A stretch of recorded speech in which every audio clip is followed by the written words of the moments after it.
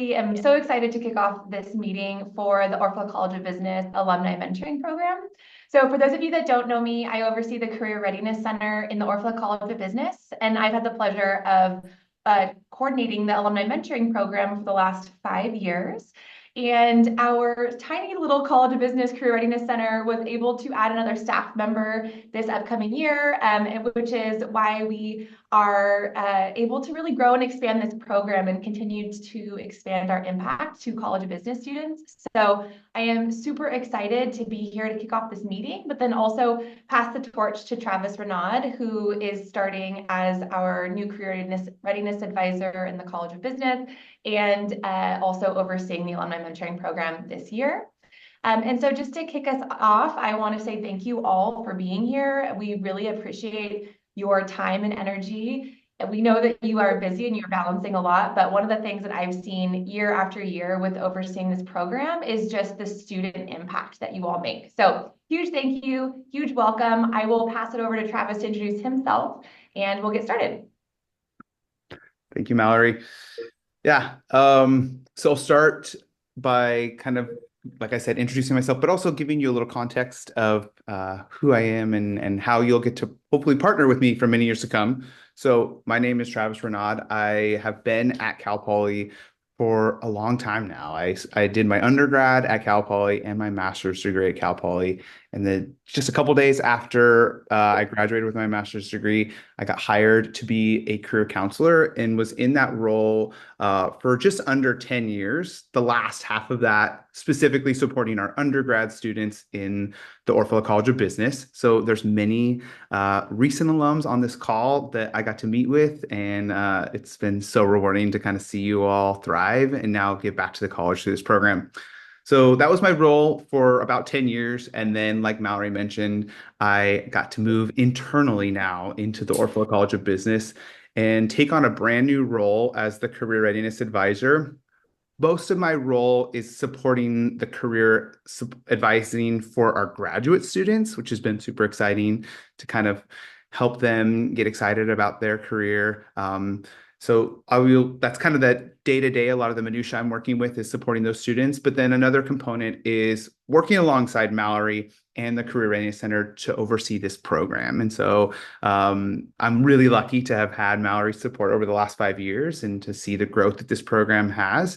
And I'm excited to now take it over and continue that forward momentum. So that's a little bit about me. And I'm like I hopefully have got across already. I'm excited to work with you all and really excited to introduce you all to the phenomenal undergrad students that you'll all get to mentor. So that's me. There's a couple other really important people on this call that I want you to get introduced to. So I'm going to pass it over to James, who is one of our career peers and who helps us run this program so effectively, and you'll get lots of messages from. So James, if you want to pop in and just introduce yourself for us, please. Yeah, totally. Thank you, Travis. Thank you all for being here. Yeah, so I'm a third year business major. I'm graduating in IES with minor in computer science. Again, like I was a career advisor last year, where I helped kind of students with more of that individual support, resume, cover letter, mock interviews, etc. So I kind of have experience with doing kind of all that career jazz. And this year I'm more focusing on this program, helping Travis one-on-one, emailing you all, being their kind of support, doing kind of the back end process, facilitating the program, doing the pairing and any of the trainings for the mentees and kind of everything on, I guess, the backside of the support. So if any problems throughout this kind of year, feel free to reach out to me. I'm very excited to be here and kind of supporting you all and supporting Travis as well. Thank you, James. All right. And our last special guest, who for many of you will be familiar, she's been kind of driving the ship for us in the College of Business for a long time. So I want to have you all had a chance to hear from Amy Carter, who's our Assistant Dean for Student Success and Diversity, Equity, and Inclusion for the college, and has been so supportive to Mallory and I in this program. So we asked Amy to kind of pop in and share some college-wide and Orfalea-wide updates that may help you in the conversations you have with your mentees, as well as just stay up to date with the new and exciting things that are coming through college. So I'm going to pass it over to Amy.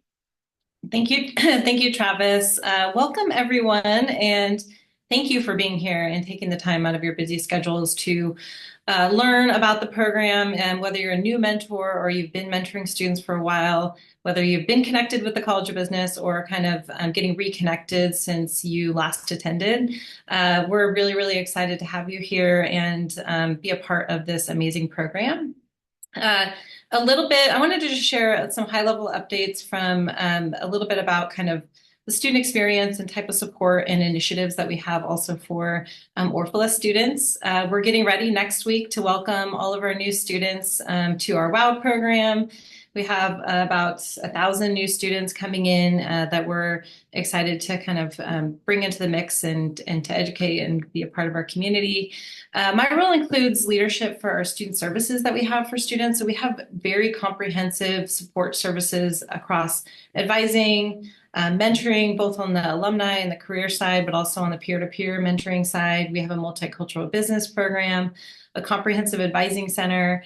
And so the student leadership and similar to James's role as a career peer advisor is a huge part of the student experience and why we have such successful graduation rates and career outcomes that we can talk about for our Orphala students. And so I recognize many former student leaders on this call. So that's definitely something that's good to be aware of as you're thinking about how to support your students through the mentoring process and making sure that they're utilizing everything that they have available to them, whether it's chatting with a peer advisor about their class schedule, a career peer about internship support and resources that we have on campus. So we love our alumni. It's definitely something our current students talk about a lot, is how much their alumni network has helped them to grow personally, professionally, and to be thinking about kind of what they could be doing with their life. And whether you get matched with somebody that's really in alignment with maybe the industry that you're in or that the experience that you've had to date, just your life experience and guidance and coaching them is going to be really, really impactful for them. And to hear the stories that the students have that come out of this program about how even just a once a month meeting can really help shape and guide the direction that they're taking their lives is really, really, really amazing. So the Orfalea College of Business is, our mission is career readiness. And so we have a number of programs that support that and initiatives as a part of our strategic priorities for the college. So we are the only college on campus that has our own dedicated career readiness center, which is really amazing. And we also have various courses that students take where we're challenging them to think about career from day one, really. So they'll take Biz 100 in the fall, where we're going to have them build a resume, start thinking about their concentrations, what they want to do, to make the most of their education while they're here, and building out kind of a graduation plan based on those information they gather in that first quarter, and they build a resume. And then in their second year, they're taking Business 206, which is a required course for our students to build professionalism skills and a lot of career exploration that we weave into that 2-unit class as well, where they're going to be learning about interviewing skills and how to, kind of be prepared for showing up in their internship, and how to continue to kind of revisit their personal brand and how they're building confidence to talk about themselves. And then we have 6 strategic priorities for the college. One of them is to really effectively help our students transition into careers. And then the other is to bring real world business activity into the learning experience for students. So this program is a huge component of that. And we are, as a campus, getting ready to transition to semesters in fall 2026. And so we're, revamping and innovating the curriculum to hopefully better align with the industry needs. And we're kind of excited also for students to have better alignment with community college coursework, study abroad programs, and then also internship timelines that most employers have that are better in alignment with our semester schools. A lot of our students have to leave early to go start internship programs, and it could be a little bit of a challenge with the quarter system. So those are just some high-level updates.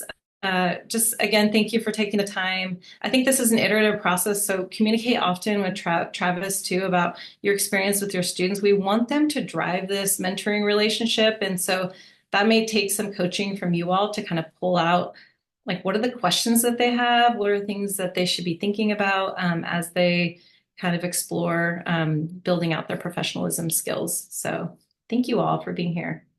And also definitely when you're in town, I know many of you come back to SLO, definitely get connected with Travis. We'd love to have you speak to students in our programs or come up and chat with the dean and get more engaged with the College of Business. Yeah, I agree. Thanks, Amy, so much. I really appreciate it. To pick off that, we have there's been some cool and fun changes in the business building. Some stuff have been moving around. And so Mallory and James and I are in a brand new space. So we would love for our alumni mentors to come and tour our space and have a cup of coffee with us in our little coffee nook area. So we're excited. I want to provide you all with a little agenda of how we're going to spend our time together. I'll pop this into the chat so you can review that. But I think it's always helpful to kind of know where we're going and how we'll spend the rest of our time. So Mallory and I will provide you with some program updates. So that can include anticipated timeline, planning and prep for your first meeting, and when and how you can refer. Then we're gonna make you not have to listen to us. I'm pretty boring, and you all are the experts. So we're gonna open up some breakout rooms and strategically pair some of our returning mentors with our new mentors. And we would really love, of course, for you to start by introducing yourself. Just go through your graduation year and your concentration and major and your current role. And then for our returners, this is a really great opportunity to share some advice, best practice, in ways that you felt like you were able to successfully cultivate that mentor relationship, as well as share some challenges. We know that there are challenges.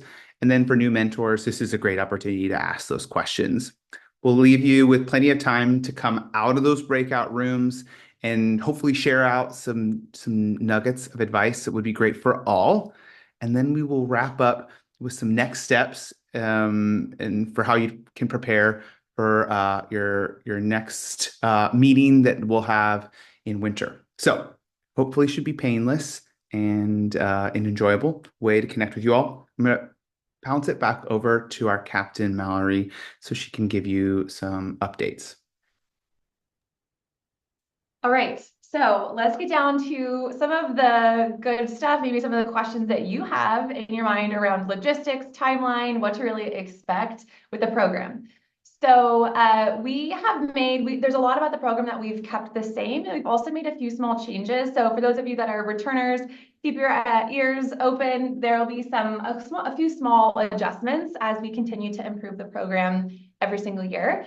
So this year, we actually doubled the size of our mentors. So for those of you who got an outreach message or email from James or someone in our office, we wanted to make a really strategic goal to, number one, impact more students, but then also address some of our gaps in our mentor representation, whether that was in career, industry, identity.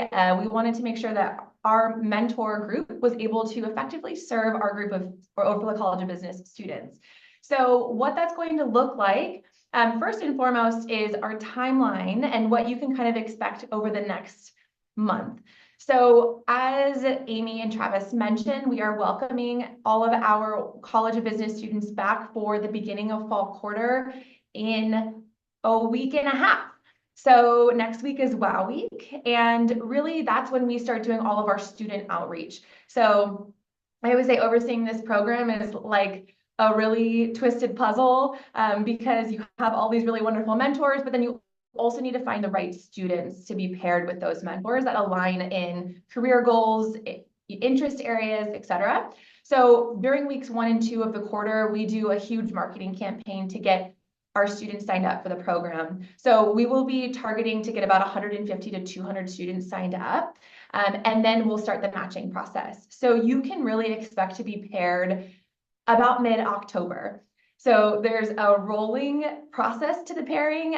So just know that it does take some time, and we do it intentionally that way. I tried using an algorithm to pair once. It did not go. Mentoring is personal, right? So we definitely take the time to make sure that the matches are meaningful and make sense. So what the pairing process looks like is when the student applies, they actually get to see a list of all of our mentors, and they get to choose their top 3 mentors based on the bio that you provided, your industry, your area of expertise. And then we pair based on that on a first come, first served basis.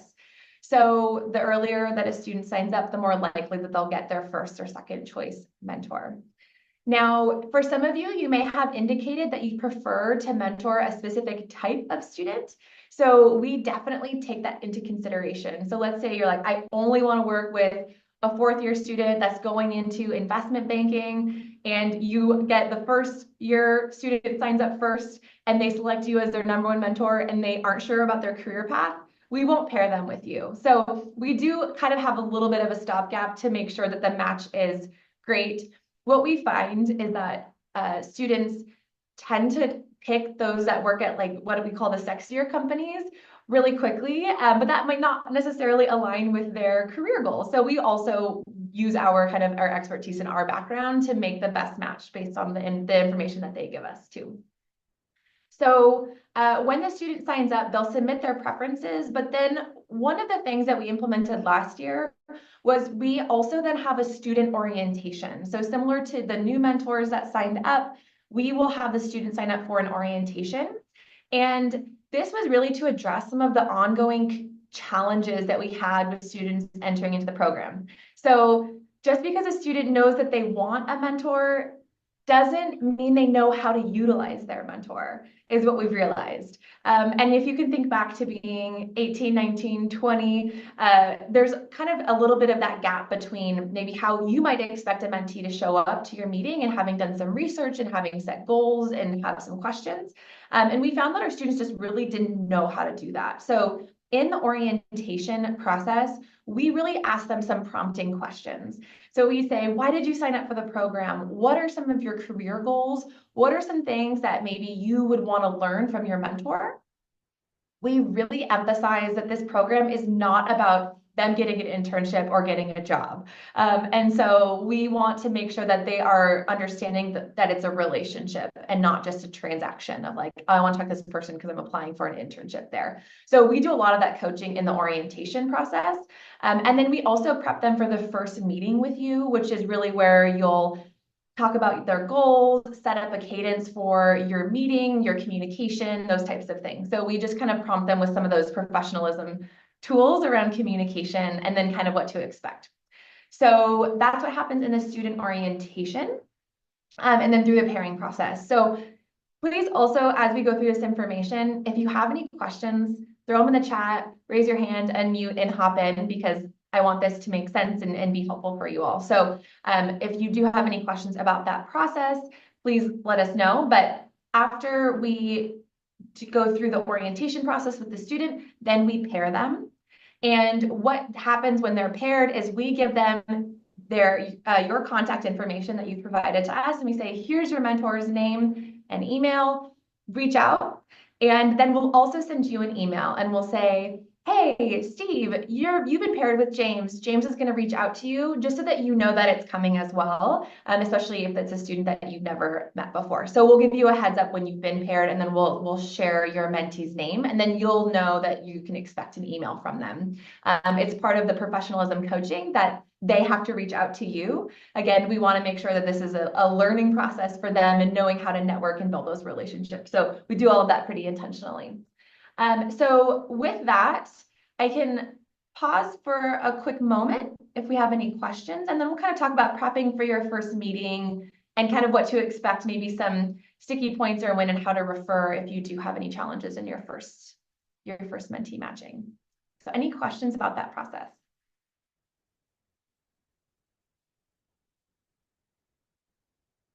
All right, thanks.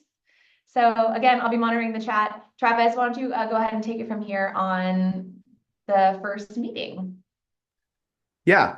So as Mallory shared, we'll be in contact with you as we begin the pairing process.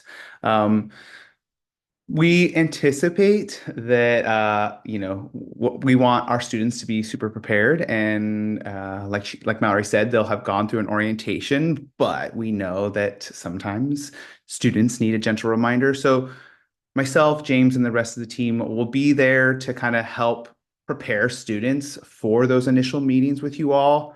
But with that being said, we know that life happens.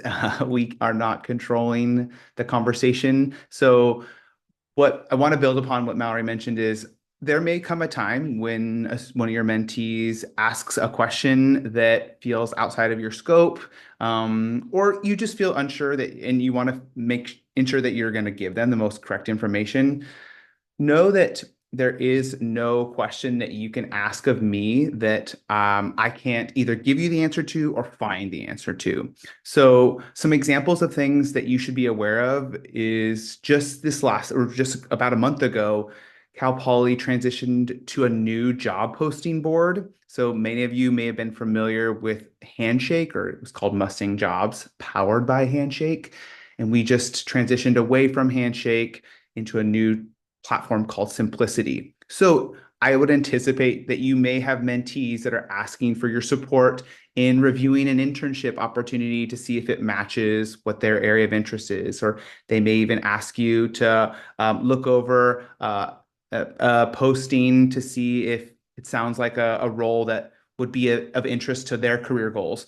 And so if when they're logging in, they come across a new platform and that's new to you, that's a great way to circle back to me or James and say, hey, can you provide my mentee with a little bit of onboarding for this new job posting board? So that's just one example. I think what I want to really drive home is what my background is in career support. So I have never done investment banking. I've never done digital marketing. I would be terrible at accounting. I don't know how to balance my own checkbook. That's why we have a debit card. So you all know those things. And so I look to you all to be the experts in training and coaching students about your industry. I luckily get to know all the ins and outs of behavioral-based questions that come in a consulting interview with Protiviti. And so if you have students that are asking for specific resume support, career interview support, please continue to help them. But if it feels like it's something outside of your scope, ping them back to Mallory and I, and we can meet with those students, refer them to their career counselor, or have them meet with their career peer. So there's lots of nebulous and in-between areas that I'm sure will come up. Hopefully the goal or the takeaway is reach out to us, be proactive, and we'll make sure to answer those questions and point you in the right direction. So much like Mallory, I'm also going to leave time here to answer any questions. If you have a question that may be helpful for the group when it comes to referrals, feel free to unmute yourself and ask that out. If not, I'm going to probably stop the recording here in a couple minutes and give James an opportunity to put you all in some breakout rooms so you can continue the conversation. So if you haven't yet, now's a good time to scroll up to the chat. I popped in there the agenda, which has kind of the prompt of what we would love for you to talk about in those breakout rooms. As a reminder, introduction of yourself, graduation year and concentration, as well as your current role. And then we would love for our returning mentors to give some advice, share some best practice, maybe share some stories of success and stories of challenges.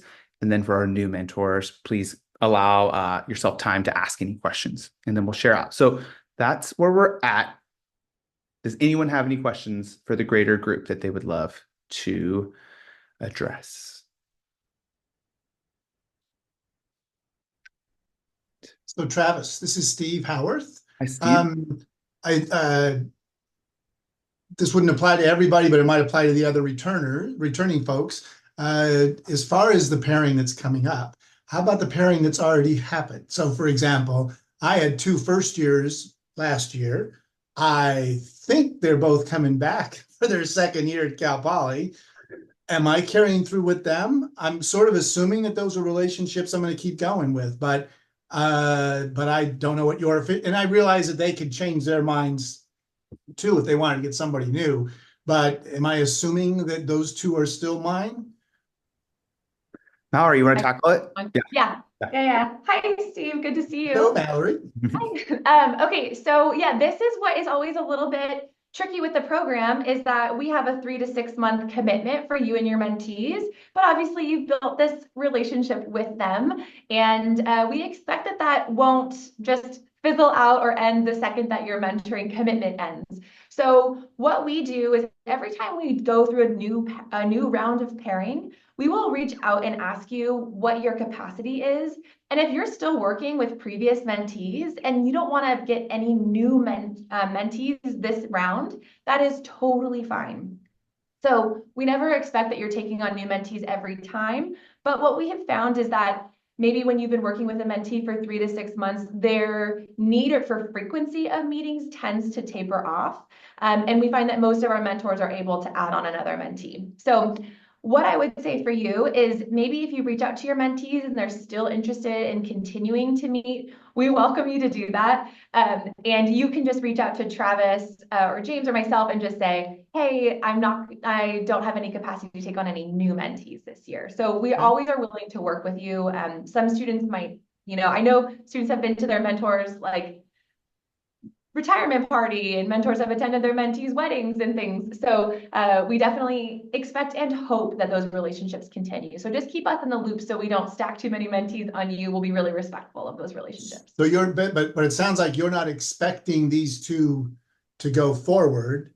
If they do, then you're expecting me to monitor that, right? If they both want to go forward, then that's when I communicate to you whether I want more. If I don't say anything, you'll just treat me as another mentor and with the pairing process, and I could end up with more. And that would be fine. I really don't know about these two. One I think we would probably keep going. The other one I'm not sure, but I'm also not sure if she's coming back. So that wouldn't have been my fault. That wasn't the mentor's fault if she doesn't come back. But anyway, she just had some interesting circumstances personally that I just don't know whether she's coming back to Cal Poly. So, but I wasn't really going to reach out to them until school got going. So I won't really know until the end of the month whether or not they're interested or either of them are or anything. But okay, but I understand then that's fine.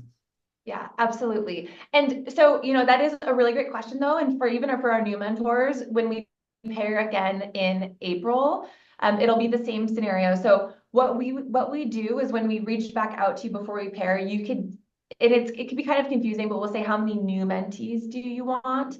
And when a student signs up, they're only signing up for that minimum 3-month commitment as well. So we're kind of trying to give a little bit of opportunity for a natural mentoring relationship to grow. But we also have learned when I've had a longer commitment that sometimes you and your mentee may not have a natural or easy mentoring relationship, and 3 months is good. And you might be like, okay, we've made progress, and now the student is ready to kind of go and chat with somebody new. And so we want to accommodate both scenarios. So we tend to find that it is easiest to work with you, the mentors, directly, because you know your schedule and your capacity. And the same goes, like, let's say you take on a big work project and you had capacity for 2 mentees in the fall, and now it's spring and you can only take on 1, or you can't take on any. That's totally fine. So we have found that kind of makes it the easiest way to manage is you all, when you fill out that form, you'll let us know kind of what works best for you and your schedules. Great question. Thank you, Steve. All right, team, I want to give you all a chance to connect with each other. So I'm going to have James open up those breakout rooms. You should get a prompt to join the room. If you need us to manually do that for you, we can. We'll give you around 20 minutes. So please take your time to get to know each other and enjoy these conversations. We find that it's a great way to learn. So we'll open those up now.